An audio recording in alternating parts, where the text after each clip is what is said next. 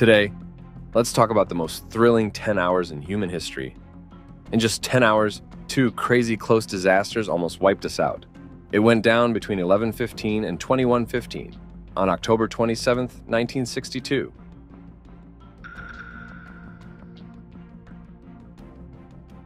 It was a seemingly ordinary night at a U.S. military base stationed in Okinawa, Japan. At 12:15 a.m. Tokyo time, the base received routine orders confirming that the combat team had entered DEFCON 2, indicating that preparations for a possible attack were underway. However, what followed was far from the routine. Instead of the usual closing remarks, the second code string contained a chilling message: launch missiles immediately.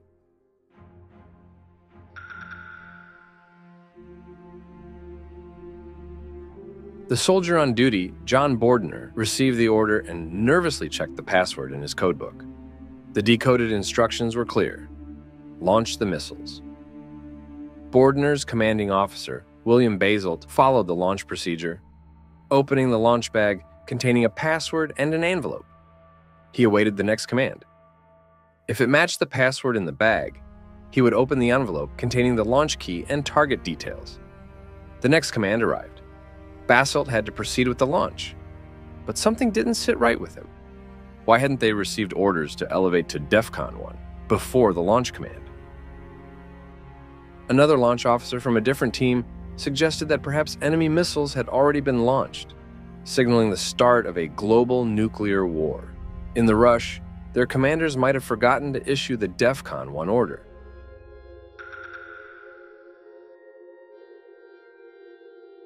Basil read out the 4 attack targets listed in the envelope to his team members, shocking them all.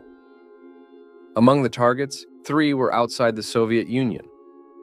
At this moment, another team's launch officer called, reporting that 2 of their targets were also outside the Soviet Union. The question arose, why were they launching nuclear missiles at non-combatant countries? Despite the pressure to launch, Baselt's instincts told him something was wrong. He called the Missile Operations Center to request a resend of the entire command code. He hoped this would reveal their coding error and correct this terrifying mistake. However, the second code sent was the same as the first: launch the missiles. That all 7 teams had received the same message. They confirmed that the command was correct and prepared to launch the missiles immediately. Baselt, determined to prevent a catastrophe, instructed 2 armed personnel to confront the launch officer.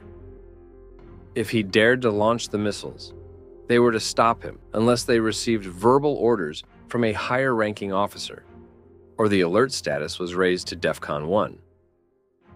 Baselt then did something against military protocol. He made a higher-level call to their commanding officer. In a commanding tone, he said, elevate to DEFCON 1 or cease the launch. Shortly after, they received new orders via radio: stop the missile launch. It turned out to be a massive misunderstanding. Everyone breathed a sigh of relief. It was now 12:45 a.m. Within 30 minutes, humanity narrowly avoided its first encounter with death. Fast forward 2 hours and 18 minutes at 14:03, the Cuban government announced they had shot down a U.S. U-2 spy plane and were ready to retaliate against the U.S. at any moment.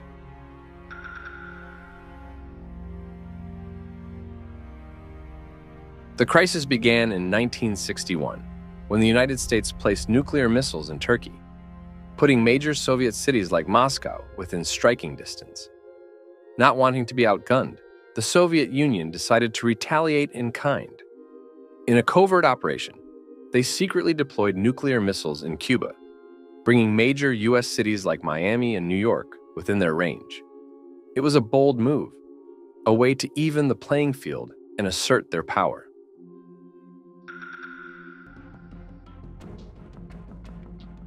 On October 14, 1962, U.S. intelligence discovered the Soviet missiles in Cuba.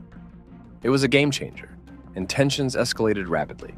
The U.S. responded by surrounding Cuba with a naval blockade, warning Soviet ships to stay away. The Soviets, defiant, declared that they would ignore these warnings and retaliate against any attack on their ships. The world watched in horror as the two superpowers edged closer to nuclear war.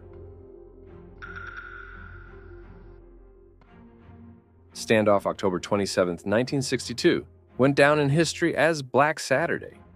Cuba shot down a U.S. spy plane and threatened a preemptive strike against the U.S., pushing the world to the precipice of nuclear disaster. Later that day, a U.S. destroyer dropped depth charges on a hidden Soviet submarine, the B-59.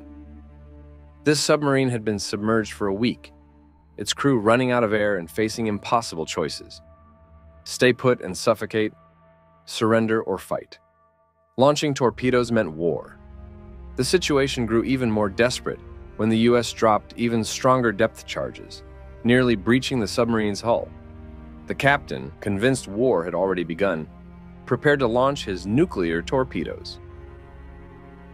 But in the midst of this chaos, a Soviet naval officer named Vasily Arkhipov stepped up, changing the course of history.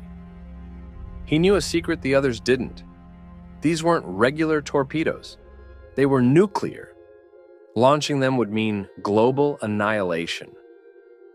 Despite the captain's orders and the escalating pressure, Arkhipov held firm, refusing to launch.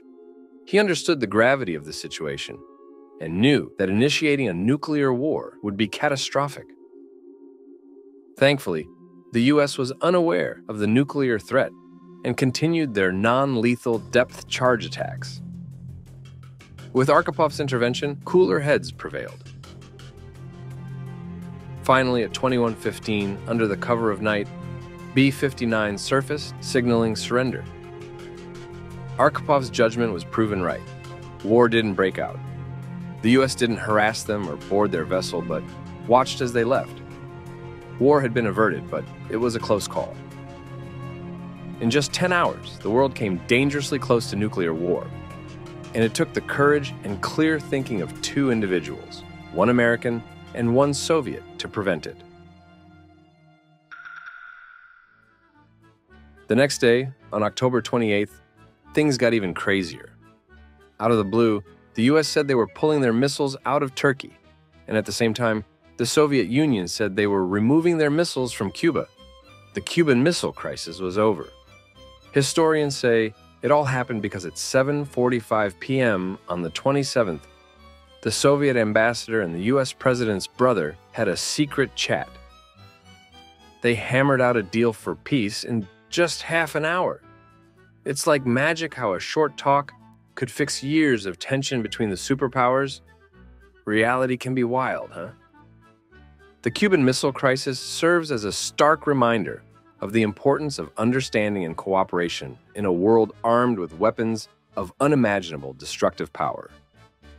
All right, that's the end of today's story. See you next time.